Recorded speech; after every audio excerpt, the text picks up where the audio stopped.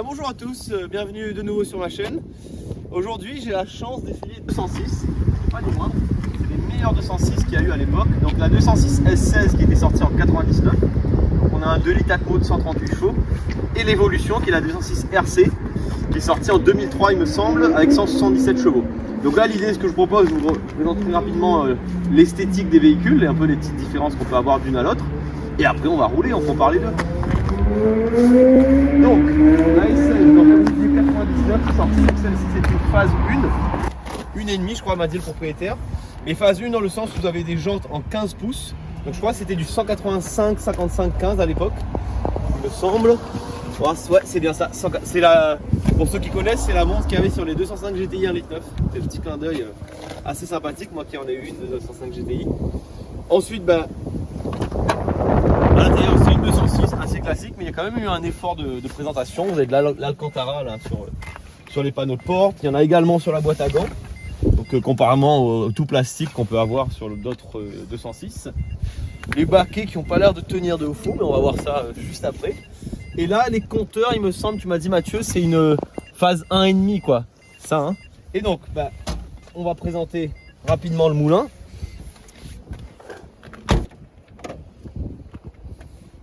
Ah, t'as mis une barre anti-rapprochement.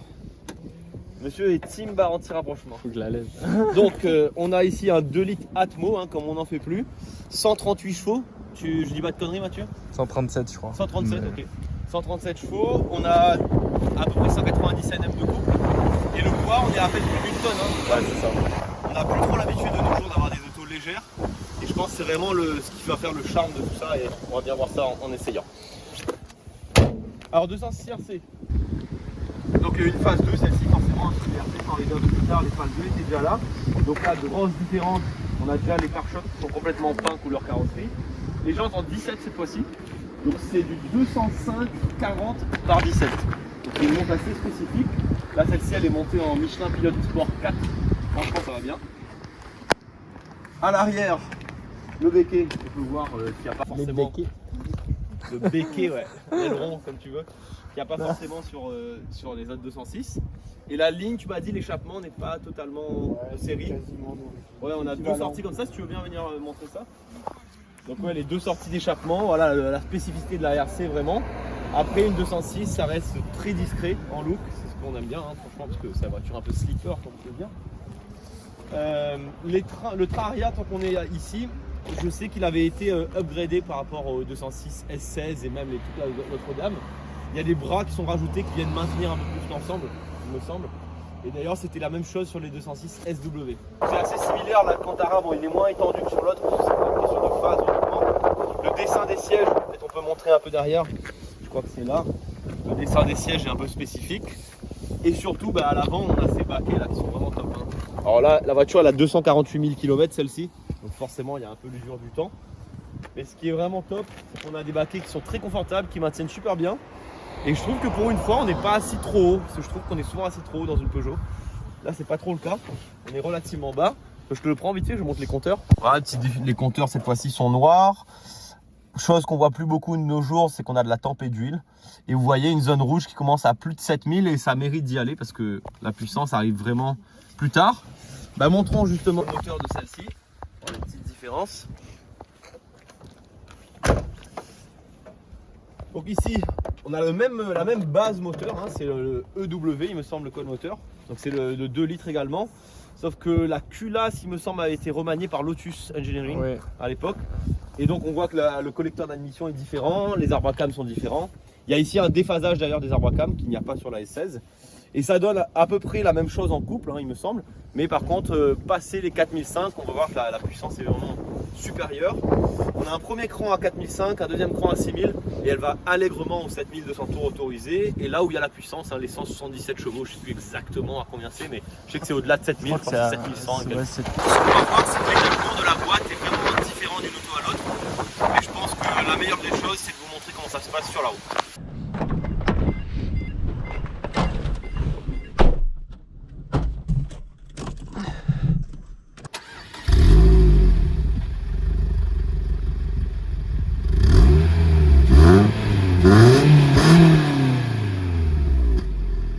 Et bien bienvenue à bord cette fois-ci, pour commencer en tout cas de la 206 S16. Donc là, comme je le disais, la voiture est toute de série. Vous avez donc un contour qui prend la zone rouge à 6003, un truc comme ça, ouais. La puissance max, tu sais c'est à quel régime d'ailleurs? Non, tu sais pas trop. Bah, en tout cas, là, d'avoir juste fait une axle tout à l'heure, j'ai senti qu'après 5005, ça commence à s'essouffler un peu. Pas de SP sur ces voitures, hein. Ok. Et j'ai juste oublié de vous parler quelque chose. Les pneus, donc sur cette voiture, on est équipé de Firestone à l'avant et de Yokohama derrière. Voilà. D'après le propriétaire, ils sont plutôt fatigués, donc on va le prendre en considération. Allez, on va voir ce qu'elle a dans le ventre. Elle prend très bien ses tours en tout cas.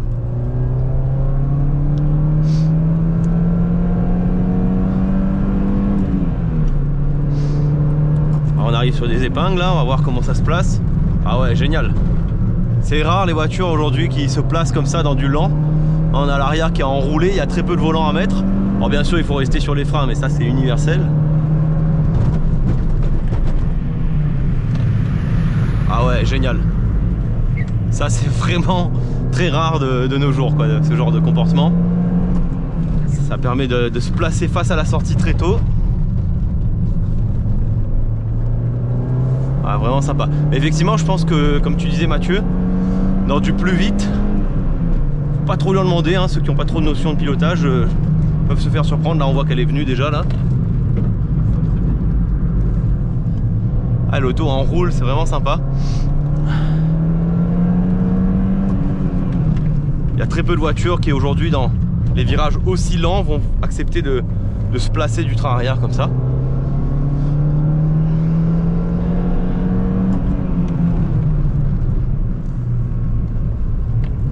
On va respecter les motards.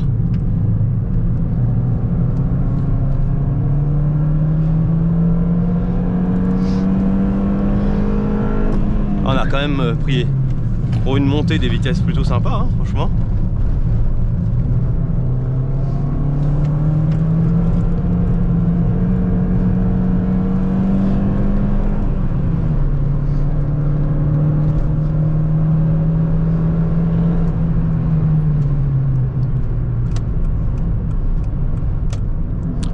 Ok, ben en tout cas en montée elle monte bien, hein. Franchement là on voit qu'il n'y a pas de poids, c'est vraiment ça qui nous manque aujourd'hui quoi. Les autos légères où ça enroule, je trouve que ça reste quand même plutôt progressif dans la réaction. J'ai senti qu'à vitesse un peu plus élevée, donc là on a eu principalement des épingles, mais ça peut devenir un peu sec, il faut le savoir quoi. Faut être prêt à réaccélérer. Ce que je sais, si t'es réveillé ça va, mais il faut savoir que ça va venir, faut anticiper. Après c'est aussi dû je pense à tes pneus, mais j'en avais roulé une il y a longtemps, il y a au moins 10 ans, qui était avec des pneus encore plus mauvais que ceux-là pour le coup. Ils étaient usés mais en plus ce n'étaient pas des pneus sportifs du tout. Et c'est vrai qu'à haute vitesse c'était un peu chaud. Mais voilà, il faut le savoir quoi, qu'il faut pas trop lui en demander. Allez, on va voir en descente, notamment les freins comment ils se comportent. Avec si peu de poids, je suis plutôt confiant. Ouais, ça va.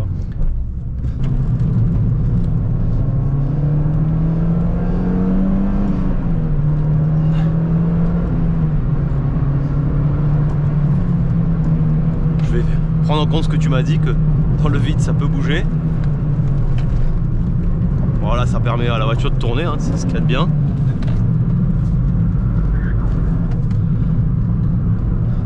Ah, ils sont un peu secs tes pneus. Ouais, c'est sec, c'est derrière. C'est du plastique en fait. Ça pivote sur eux-mêmes.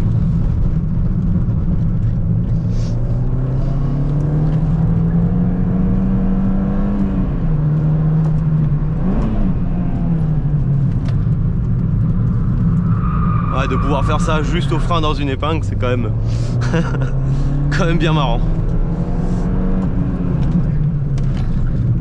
Ah, là j'ai enlevé trop de frein. Ouais, t'as lâché trop tôt. Ouais, j'ai voulu sortir de l'ABS mais j'en ai trop fait.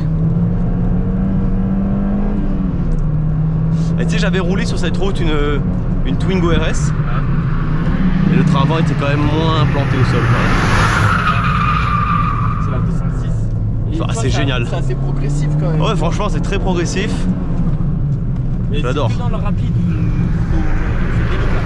ouais, je pense, vu ce que je vois là, dans le moins... C'est génial.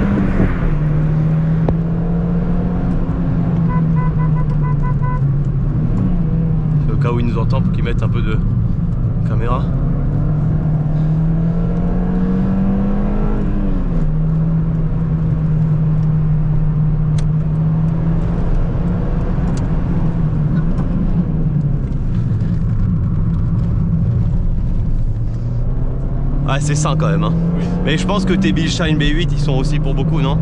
Oui. Parce que moi, elle était toutes 2 séries, celle que j'avais roulée. J'ai hâte d'avoir les B4 pour voir comment ça se comporte. Ça, je me rappelle que ça La pompe un peu. un petit peu, ouais, d'origine. Après, je sais pas si elle était en bon état la voiture. Hein.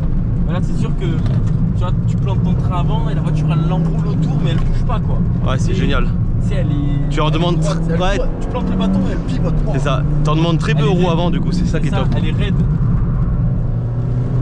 Et je pense que c'est la barre anti-rapprochement, il fait quelque chose un peu, tu vois, je sais pas non plus. C'est pour ça que je veux un peu tout tester.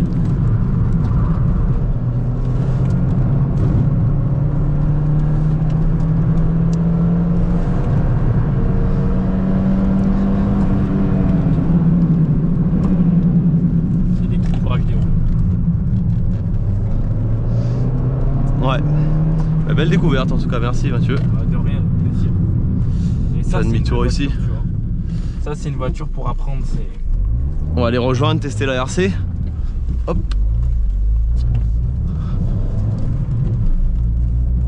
Je conseille à toute personne qui veut apprendre à rouler, tu vois, donc c'est ça. Bah ouais, souvent j'ai des clients qui me demandent qu'est-ce que j'achète pour pouvoir faire un peu de circuit, je voudrais apprendre, etc.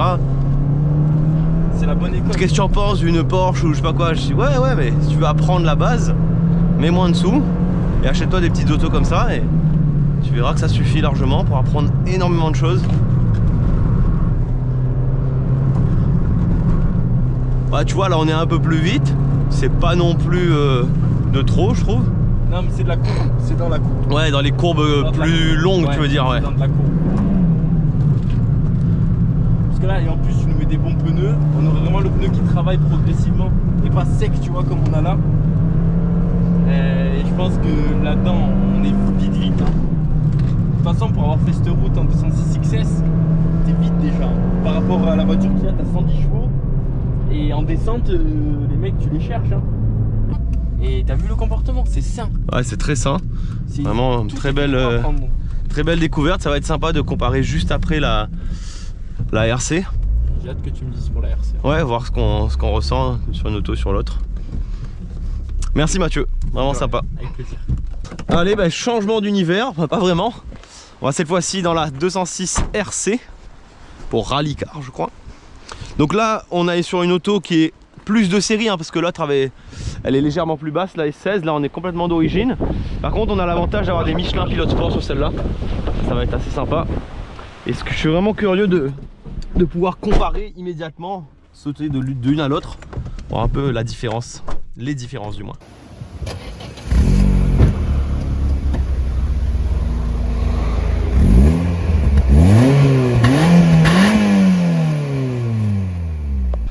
Alors sur celle-ci, il y a un ESP qui est très facile à enlever, hein, le bouton est juste là.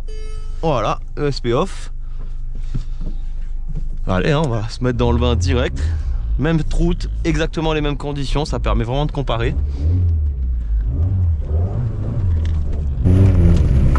Ah, c'est vrai qu'à bas régime, là on sent un peu moins de répondant. Par contre ça prend plus de tours, c'est clair.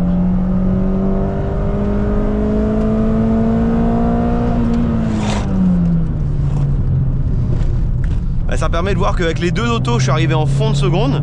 Sauf que là en fond de seconde on est un peu plus vite qu'avec les autres, qu'avec l'autre.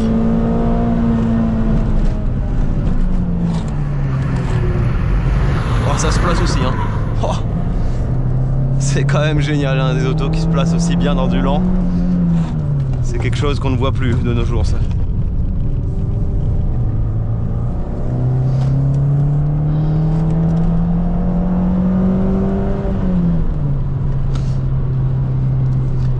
Là c'est bien, on va avoir l'occasion de dépasser. Ça permet de voir là sur des régimes un peu faibles comment elle s'en sort. Bah elle s'en sort quand même plutôt bien hein.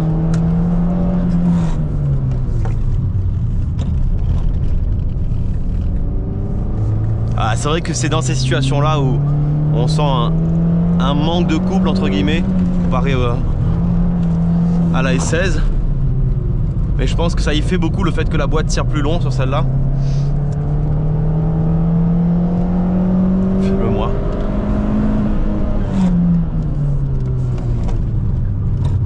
Elle a levé la roue là, c'est rigolo.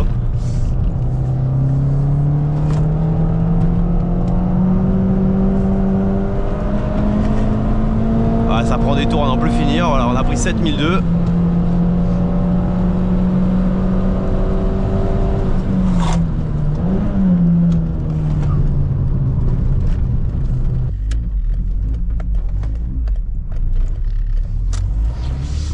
Alors c'est clair qu'on sent que l'auto là elle est d'origine comparée à la S16 qui est légèrement plus basse. C'est sur l'arrière qui est plus basse sur la Sienne, il m'a dit, je crois. Hein. Ouais. Et il y a des B8, et ça y fait quand même. Mais bon là avec des Bichlein B6 qu'il y a sur celle-là, franchement ça va bien. Le ressort d'origine, ça prend pas de roulis, franchement c'est top. Hein.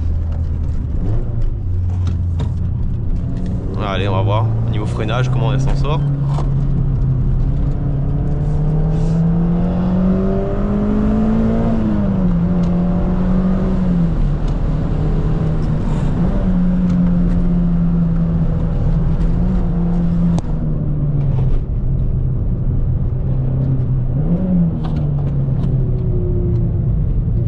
Là on voit que les Michelin Pilot Sport sont là quand même. Je pense que c'est surtout dû à ça qu'on ait plus de grip.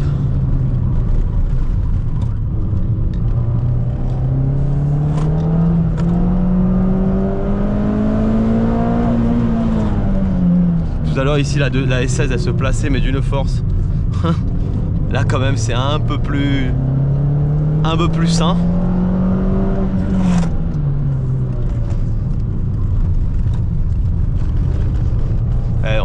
C'est dur de comparer avec des pneus différents.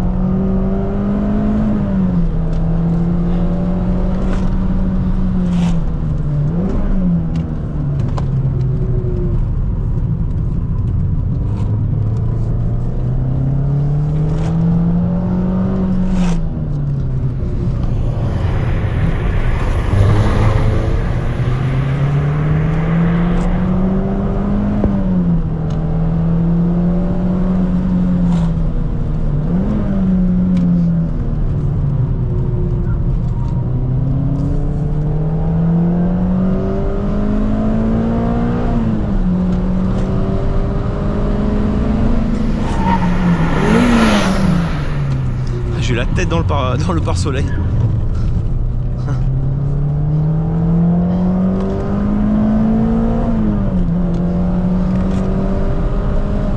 Ouais, ça marche quand même mieux. Hein. Y a pas à dire. Et elle me paraît dans l'ensemble, je sais pas, plus aboutie quoi, au niveau châssis notamment. Un peu plus sérieuse comme auto quoi.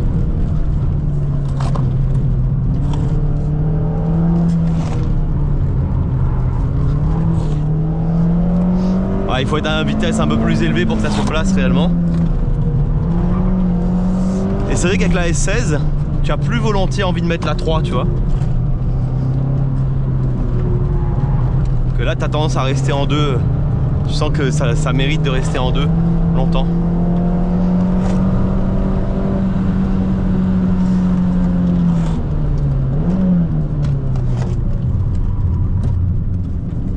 Ah bah, fin demi-tour exactement au même endroit. Vraiment sympa de pouvoir comparer juste après l'une après l'autre comme ça. Là je sens, tu vois, sur des petits parkings comme ça qu'elle est plus ferme quand même. Hein. Ouais. C'est pas grand chose mais ouais. Bon lui certes il est plus bas derrière mais devant il a quand même les ressorts d'origine sur la S16.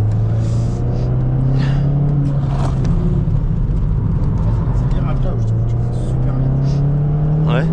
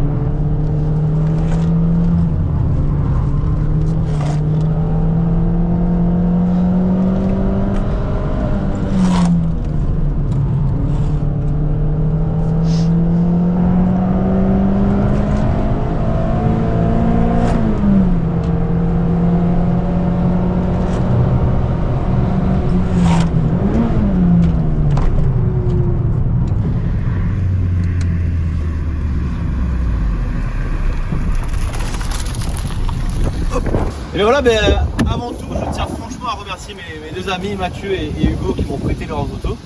Ils m'ont fait confiance, c'est quand même sympa. Et c'était vraiment intéressant de pouvoir comparer les deux différences vraiment qu'on peut avoir sur les deux véhicules. Moi, pour résumer, ce que je ressens, c'est que finalement, elle est quand même un peu moins joueuse, la RC. Il faut être à des vitesses un peu plus élevées. Je pense qu'on sent que c'est une voiture qui est un peu plus aboutie, quoi, qui est un peu plus sérieuse, un peu plus efficace dans l'ensemble. Bien que les pneus soient différents, le comportement général me paraît être comme ça. Ce qui me paraît tout à fait logique finalement. 206 S16 pour un budget quand même plutôt raisonnable. Je crois qu'aujourd'hui on arrive à en trouver à 4000, non Mathieu, un truc comme ça. Même moins. Même moins, ok. 3000, t'en as une moyenne. Déjà, vous avez une auto qui est potable, qui est vraiment sympathique, avec un vrai caractère sportif. Alors c'est vrai que certains à l'époque leur avaient reproché d'être très discrète comme auto. C'est vrai que la RC, on voit tout de suite que c'est une sportive, c'est un peu plus flagrant quoi. Mais bon, c'est un côté sympathique, je trouve, un peu côté slipper là, de la S16. Vraiment une super auto, j'avais pas essayé encore ces autos-là, pas vraiment, et j'en suis vraiment content. La RC, c'est tout un mythe que j'avais tellement envie d'essayer depuis longtemps. Voilà, je pensais que ça allait être beaucoup plus joueur que ça. Ça l'est, hein, clairement, c'est beaucoup plus joueur que les voitures d'aujourd'hui. Mais ça reste une auto qui est sérieuse, quoi. Ça vous embarque pas dans des glisses en permanence. C'est vraiment quelque chose de sérieux. Il faut quand même prendre en considération ceux qui vont les rouler un peu vite sur les circuits ou quoi. Que c'est des autos qui sont mobiles de l'arrière, quoi. Hein. Il faut s'y attendre. On va avoir un peu lu les pages du manuel, hein, pour reprendre les logos secs qui disent ça des fois. Et voilà, donc la RC, par contre, au niveau de tarif, on est plus sur du. Toi, tu l'as payé à 6 000, donc c'est vraiment une bonne affaire. Ouais. Sinon, on est plutôt dans les 11-12 000 certainement. Ouais, c'est les 11-12 000. Ouais, ça va du simple au double, quoi. Clairement. Ouais, clairement. Donc voilà, j'espère que cette petite essai vous a plu. Merci de me regarder. À plus tard.